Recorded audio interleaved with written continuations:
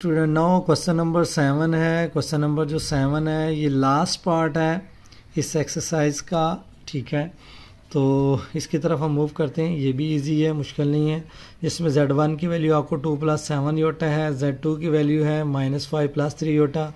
तो वो कहता है जी वैल्यूएट द फॉलोइंग। इसके 4 पार्ट है जिसमें 2Z1 -4Z2 का मॉडुलस है 3Z1 + 2Z1 का कॉन्जुगेट का मॉडुलस है, फिर -7Z2 + 2Z2 कॉन्जुगेट का मॉडुलस है, और यहाँ पे Z1 + Z2 की पावर 3 का मॉडुलस है। ठीक है, पार्ट नंबर 1 की तरफ मूव करते हैं।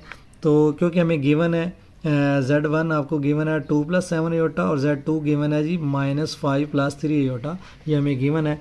तो लिहाजा अगर हम फर्स्ट पार्ट की बात करें जिसमें हमें 2Z1 -4Z2 है, तो 2Z1 की वैल्यू हमें दी गई है 2 + 7 योटा। 2Z1 -4Z2 है तो 4Z2 की वैल्यू हमें दी गई है -5 और +3 योटा। तो इसलिए मैंने यहाँ पे वैल्यू पुट कर दी। Z1 है तो Z1 की वैल्यू पुट कर दी, बीच में नेगेटिव है तो बीच में नेगेटिव है, फिर 4 है तो 4 है, फिर Z2 है तो Z2 है। नाउ मल्टीप्लाई करते हैं। 2 × 2 = 4, 2 × 7 = 14 iota, minus plus 20, 4 × 3 = 12 plus -12 aorta.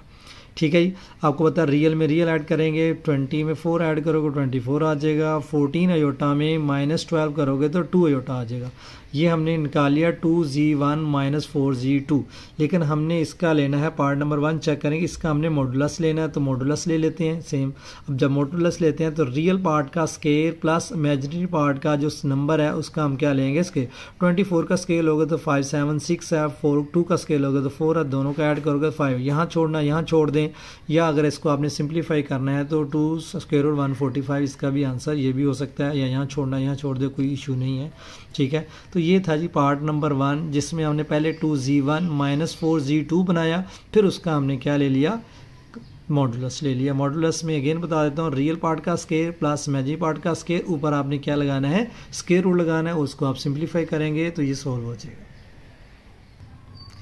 जी। पार्ट नंबर 2 है जी जिसमें उसने कहा हुआ है जी 3Z1 + 2Z1 का कॉन्जुगेट है, देन उसका मॉडुलस है। Z1 आपको पता है गिवन है, Z1 गिवन है तो Z1 का हमने कॉन्जुगेट लिया। आपको पता है कॉन्जुगेट में जो इमेजिनरी पार्ट होता है उसका साइन चेंज होता है, लिहाजा कॉन्जुगेट आ गया 2 - 7 योटा। Z1 गिवन था, इसका कॉन्जुगेट लिया। अब आप देखेंगे क्वेश्चन में 3Z1 है + 2Z1 है, तो 3Z1 + 2Z1 का कॉन्जुगेट 3 के Z1 की वैल्यू पुट की 2 + 7 योटा, +2 है तो +2Z1 कॉन्जुगेट की वैल्यू थी 2 - 7 मल्टीप्लाई 3 × 2 = 6, 3 × 7 = 21, 2 × 2 = 4, 2 × 7 = 14 अयोटा।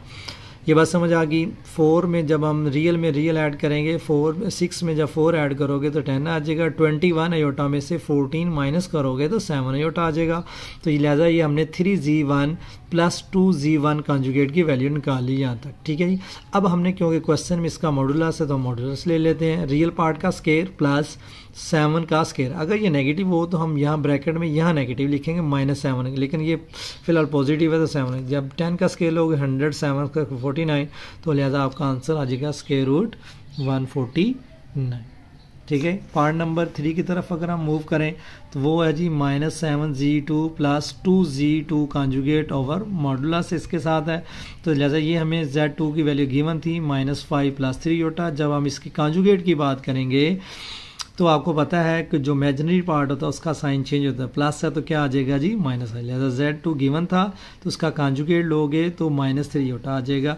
ठीक है, नाउ -7Z2 + 2Z2 का कॉन्जुगेट, -7 लिखेंगे, आगे Z2 था, Z2 की जो वैल्यू वो पुट कर देंगे, +2 है तो +2, Z2 कॉन्जुगेट की वैल्यू जो थी वो पुट कर देंगे। ठीक है, तो इसका मतलब ये हुआ कि हम क्या करेंगे, 7 को 5 से मल्टीप्लाई करेंगे और 2 को भी इससे मल्टीप्लाई करेंगे। 7 × 5 = 35, 7 × 3 = 21, 2 × 5 = 10, 2 × 3 = 6, तो रियल में रियल ऐड करेंगे, इमेजिनरी में इमेजिनरी ऐड करेंगे। ठीक है, जब हम ऐड करेंगे उसके बाद ये आपकी ये फॉर्म बन जाएगी, क्योंकि अब हमने मॉडुलस लेना है तो मॉडुलस लिया, रियल पार्ट का स्केयर माइनस इमेजिनरी। देखें यहाँ पे नेगेटिव आ गया तो प्लस लगाएंगे, प्लस लगाने के बाद हम नेगेटिव का क्या लेंगे, स्केल लेंगे। जब 25 का स्केल होगा 6 to 5 आएगा, -27 का स्केल होगा तो +7 to 9 आएगा, और इन दोनों को ऐड करोगे तो 1354 स्क्वायर रूट आंसर आ जाएगा। G dear student, part number 4 है जो कि इस एक्सरसाइज का लास्ट पार्ट है। ठीक है, जिसमें Z1 Z2 प्लस Z2 की पावर 3 का मॉडुलस है। Z1 और Z2 गिवन थे हमें। ठीक है, सबसे पहले हम दोनों को ऐड कर लेते हैं, क्योंकि दोनों ऐड है, देन क्यूब है, देन मॉडुलस है। तो दोनों को ऐड जब करेंगे तो आपको पता है रियल में रियल पार्ट ऐड होगा, इमेजिनरी में इमेजिनरी पार्ट होगा। 2 में जब -5 करेंगे तो -3 आ जाएगा, 7 में जब 3 करेंगे तो 10 आ जाएगा। ठीक है, अब हम इसका बोथ साइड क्या ले लेते हैं, पावर क्यूब ले लेते हैं। जब पावर क्यूब लेंगे आपको पता है ये फार्मूला है, a + b की पावर 3 का फार्मूला है, a³ + b³ और +3a² b + 3ab²। ठीक है, तो सेम इसकी पावर जब हम 3 लेंगे तो a की पावर 3 है, 10 आयोटा की पावर 3 है, +3a आपका -10 है, b आपका 10 आयोटा है, और जो a आपका था वो -3 है, तो 3a का स्केयर b +3ab का स्केयर आ जाएगा। ठीक है जी, तो इस -3 की पावर जब हम 3 लेंगे तो ये आपका -27 आ जाएगा। 10 की पावर जब हम 3 लेंगे तो 1000 आ जाएगा, योटा की पावर भी 3 आ जाएगा। -3 का जब स्केयर लेंगे तो वो 9 होगा, 9 को जब आप 3 से करोगे 27 आ जाएगा, 27 को जब आप 10 से करोगे तो 270 आयोटा आ जाएगा। क्योंकि माइनस की पावर इवन है तो इसको पॉजिटिव कर देगा, इसलिए ये प्लस आया हुआ है। नाउ ये इसकी बात करते हैं, 10 का स्केयर आपको लेंगे तो ये आपको 100 देगा, प्लस माइनस माइनस ये 3 3 9 आ जाएगा। आयोटा स्केयर आपको पता -1 होता है, इसलिए इस माइनस ने इस माइनस को क्या कर देना है, प्लस कर देना है, और 100 को जब आप 9 से करोगे तो 900 आ जाएगा। ये एज इट इज़ है, आयोटा की पावर 3 है, इसको मैंने आयोटा स्केयर और आयोटा लिख दिया है, और ये भी एज इट इज़ है। आयोटा स्केयर क्या होता है जी, -1 होता है, इसलिए इस प्लस को क्या लिखा है जी, -1000 लिखा, आयोटा लिखा, ये सेम है, ये सेम है।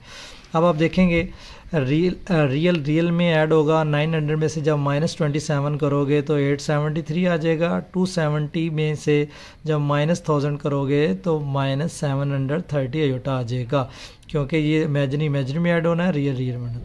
अब हमने इसका लेना है मॉडुलस। आपको पता है रियल पार्ट का स्केयर प्लस जो इमेजिनरी पार्ट है वो -730 है, उसका आप क्या लोगे, स्केयर लोगे। तो वो जब स्केयर लोगे तो वो आपका इसको नेगेटिव को क्या करेगा, पॉजिटिव करेगा। 8730 का जो स्केयर है वो आपका ये है जी, 730 का स्केयर जो है वो ये है, इन दोनों को ऐड करोगे ये आएगा। अगर इसको आप मज़ीद सिंप्लीफाई करके लिखना चाहते हो तो उसका आंसर ये है, नहीं तो आप इसको यहाँ भी छोड़ सकते हो। ये थी बेटा एक्सरसाइज 1.1।